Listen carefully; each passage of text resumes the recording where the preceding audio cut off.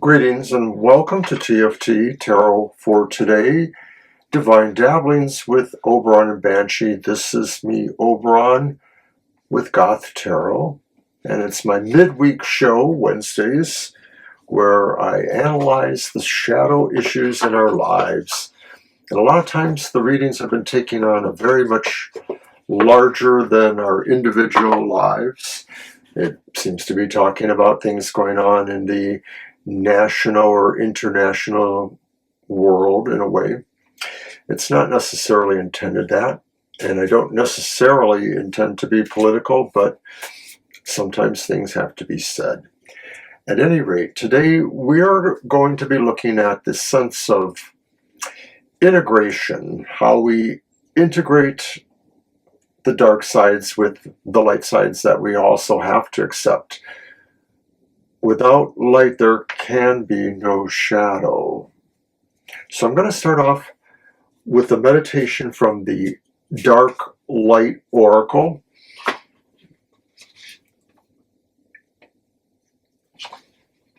First up, I believe there's a reading from the Dark Light Oracle with an affirmation.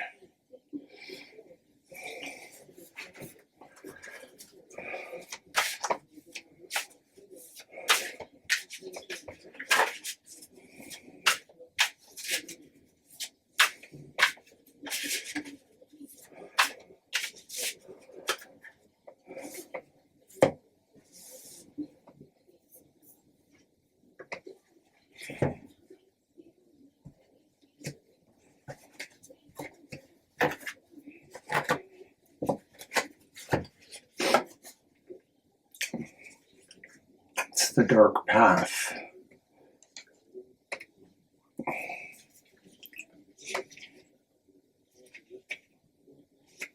Learning from your mistakes. I'm lost in a deep, dark forest. I chose the wrong direction. My mistake, I know, but I'm alone, cold, and full of remorse. But blaming myself endlessly is useless. Sometimes you have to wander in a path full of brambles in order to understand where the right road lies. At times you have to get lost if you hope to be found eventually. So, my dear, if you too are wandering in a dark, creepy forest of bad judgment and mistakes, don't be too harsh on yourself. Accept that you are a fallible human and that mistakes are part of any individual journey. You learn the lesson and how to do better next time.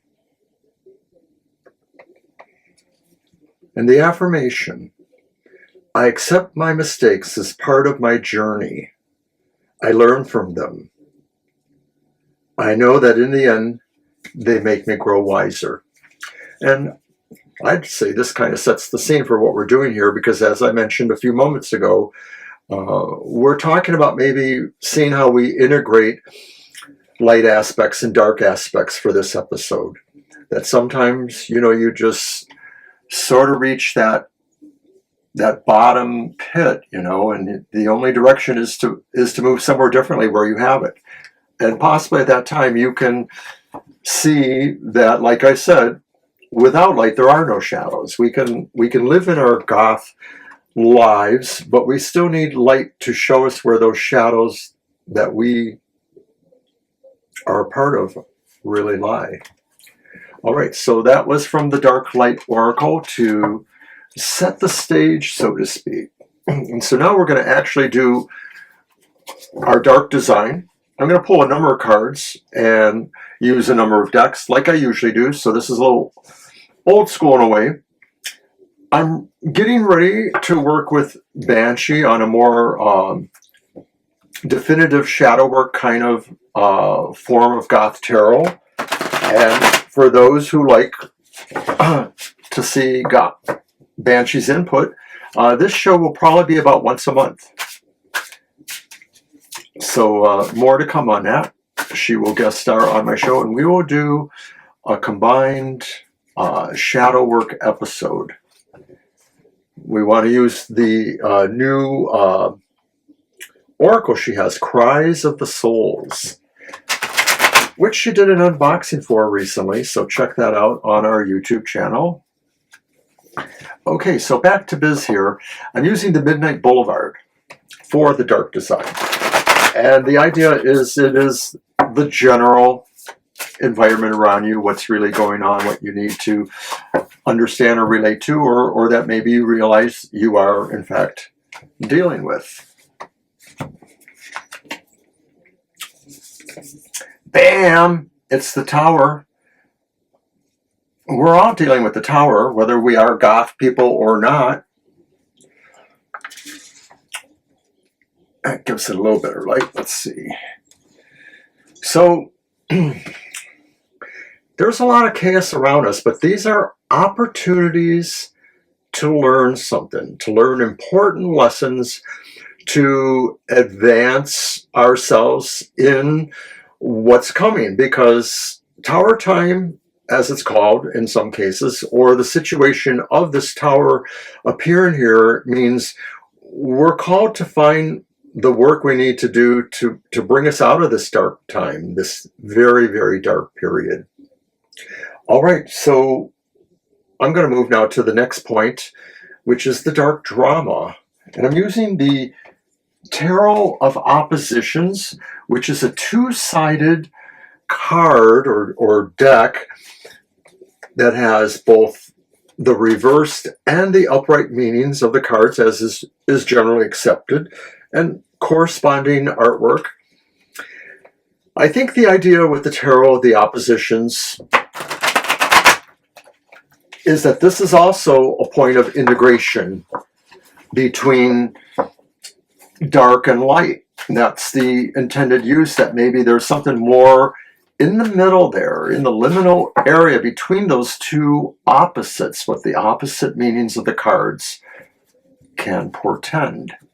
So in this instance, with the dark drama, this may represent the kind of situations that people or forces bring to us, and how they may actually be very contradictory in certain ways, but maybe there is one thing that kind of pulls them together. So our dark drama from the Tarot of Oppositions.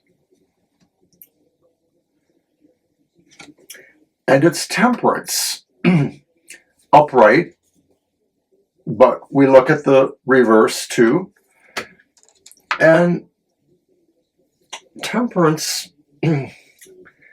says there's a lot of people who really want to dispense with civil behavior or balanced behavior, and we have to keep working towards that sense of what is the proper balance. You know, some people say violence is never the answer. I don't know if that's really true. I could say historically it has solved some great problems or situations when the mob just sort of said, no, this is what we need now. I am not an advocate of that. I don't want to see Marie Antoinette again. However, I do think that, you know, wickedness is something that needs to be punished. And so when we really clearly know that there is wicked behavior, it needs to be brought to bear. What does that have to do with the dark drama? Well, you know, this card says, oh, there are these good people who bring balance. And then this card says, oh, there are these horrible people who don't bring balance. But maybe the question in the middle is that there's a duplicity, any way you look at it, that people will pretend or portray the role of redeemers, or say, no, I'm busting the system up. Who is to say which isn't the more balanced approach, given what situations may be out there? Again, I am not an advocate for violence, but I am an advocate for a review and a renewal of maybe things that are orderly when, of course, we find we are stepping into an area of unorderliness. All right, let's move on to the next card then. And I'm using the Deviant Moon. And the Deviant Moon is being used to represent the dark unknown. And that means that the moon's light sometimes can shine directly on something, but we still don't know exactly what's there. The moon can be used as a proxy or analogy towards discovery of secrets or things that are hidden.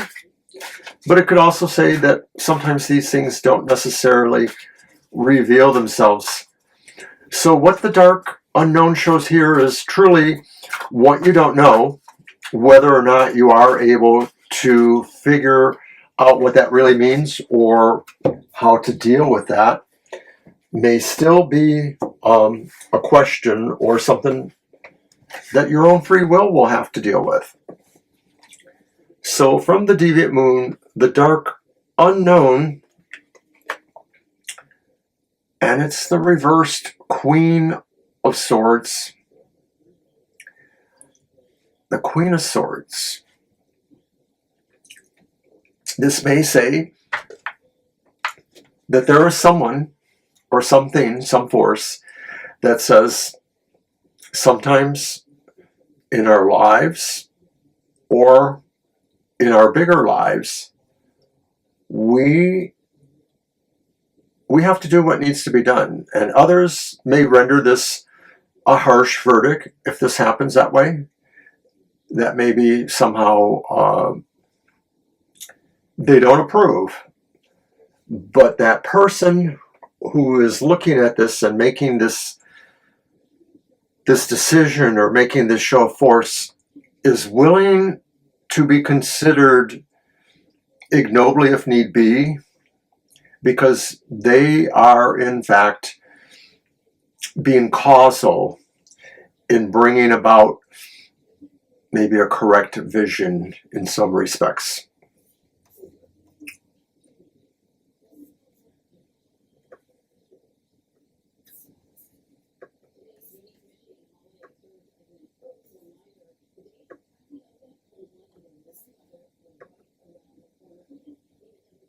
Okay, so we'll now move on to the very next card, the Dark Acceptance. And so although a lot of times we have no problem with understanding ourselves, what do you really see in yourself as a Goth person or in the nature of the Goth universe? What or how defines yourself in an acceptable way, if we want to look at it that way?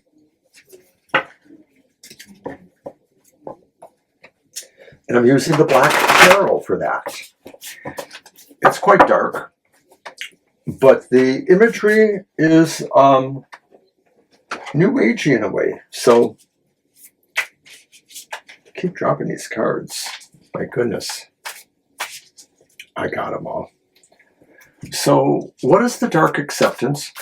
How do we formulate our opinion of ourselves or tell our narrative or see ourselves in the bigger than life narrative about us?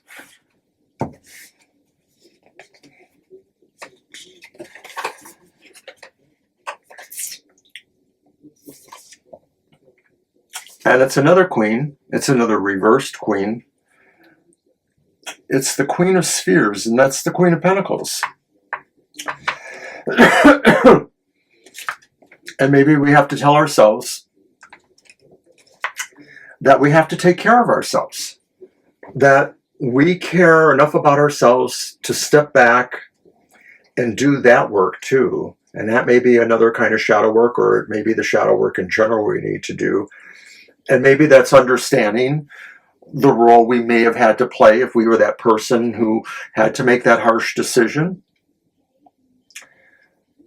It's also possible, too, that we come to this acceptance of ourselves because we realize in the dark drama that everybody is an arsehole. They all have their own opinions, or that's what ties them together. And so we're just like that too. We have our own opinion, and our opinion right now needs to be about taking care of ourselves, and by extension, taking care of what's around us too.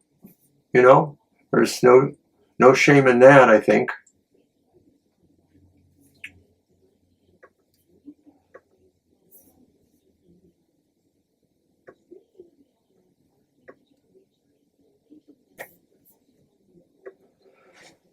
I made a little adjustment there. So, okay, the final card then for the reading, before we do the final affirmation thing, is coming from a new deck that I got called the Tarot of Light. And the Tarot of Light is written by the same author of my recent oracle, The Secret Language of Darkness. I'm going to run the name down at the bottom because I'm not remembering at the moment, but when I edit this, I'll put it in there. The artwork is by Tony Carmine Salerno, who does artwork for a number of oracles, including one I use occasionally on another show, the Universal Love Oracle. And I like Miss Salerno's artwork. I think it's very fitting. What I'm doing here with the Dark Consensus and the Tarot of Light is this is a suggestion on where you do want some light to show you the shadow, to penetrate and show you maybe the shadow from a different angle, and saying that maybe although you have shadow work to do, maybe this point of light gives you something more hopeful to think about or something more hopeful to do in that.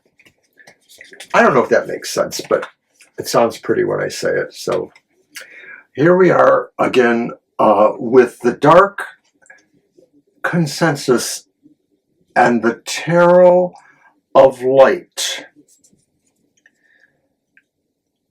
And it's the Six of Stars, which is the Six of Pentacles. Success. So I think that's a good way to end this, you know. Why not? We'll just put that over there. I'm not sure where I can put the other one. It just stays hidden a little bit. So there it is. So the Six of Stars, success maybe is saying sometimes it's not a compromise on our Gothic shadow mindset to necessarily want to be successful. I can think of any number of you watching out there who long for true success or are working towards that. But my other informed idea about the Six of Stars says this success brings peace. And it brings peace maybe because it's a blessing you send forward as well. And I know I get that a little bit from the Light Seers Tarot that is more forward about saying that. But when I look at this beautiful card, I sort of feel that's the message there too, that those stars are moving from the angel, the force or power that's there in the middle. And I think this is telling us that maybe also too, we can share in other people's success. We could be part of a light that either illuminates where the shadows are for those who want to see them, or moves us in the direction where we see something else. I'll just say it that way. So once again, that was the Tarot of Light. I'll now close with what I hope to be the sense of integration that I want to bring here by using the Shadow and Light Oracle. I've used it a couple times here on Goth Tarot. It's something that Banshee suggested, and I find it to be pretty good. So we're going to do that. We're going to shuffle those up, and I will read that oracle message, and that's how we close. And remember, so we're looking at all these, and we're realizing that sometimes there's a dichotomy between how we do think about ourselves and how we represent ourselves, but we shouldn't necessarily let it interfere with other perceptions that relate to the work that needs to be done. And I'm thinking of that Queen of Swords. Some big decision is coming. Keep that in mind, everyone. All right, so what is our oracle for the ending?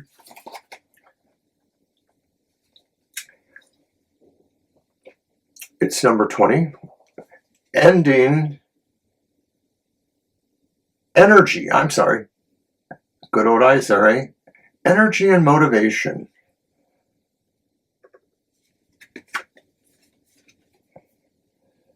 It's all negative looking there. So let's read that.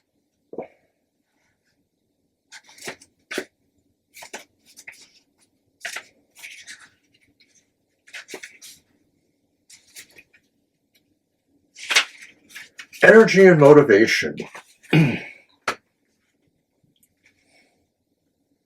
There are so many things in this world that easily drain both your energy and motivation to do things you really might want to do. There are so many shoulds being thrown around, both by either others, but also by yourself. How often have you heard yourself say or think, I should do this, I should do that? And not to mention the classic to-do list. This feeling that we should but are not implies that what we currently are doing is not enough. This can lead to more stress, and you might be even less likely to get things done.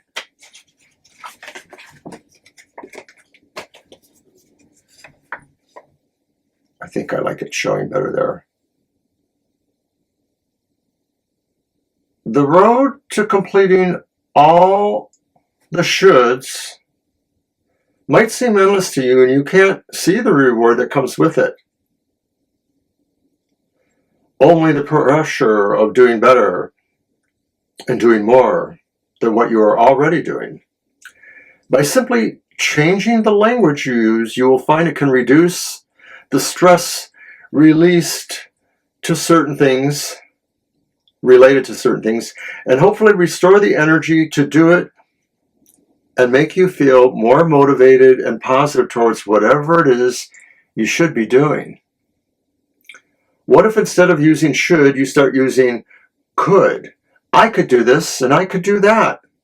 It gives you an option. You can do it, but you don't have to, and it might reduce the sense of urgency and pressure.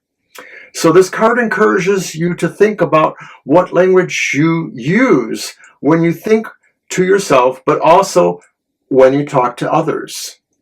See if there are any words you might want to change that can lead you to a more stress-free life, full of motivation and life energy. And our final affirmation.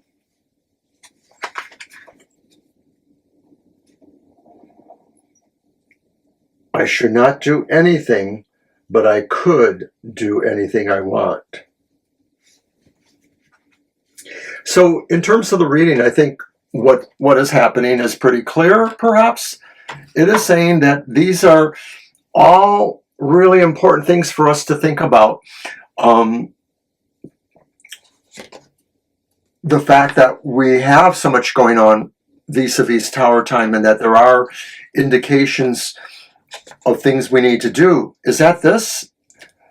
Is that changing that semantic and saying, rather than being defeated like the Tower can defeat us, can suppress us, but saying, well, I could do this, give ourselves a little let up on that pressure. The Tower causes a lot of pressure. No matter what decisions we have to make, remember, you can always still find time to do the self-care you need to share success or to encourage others to share success.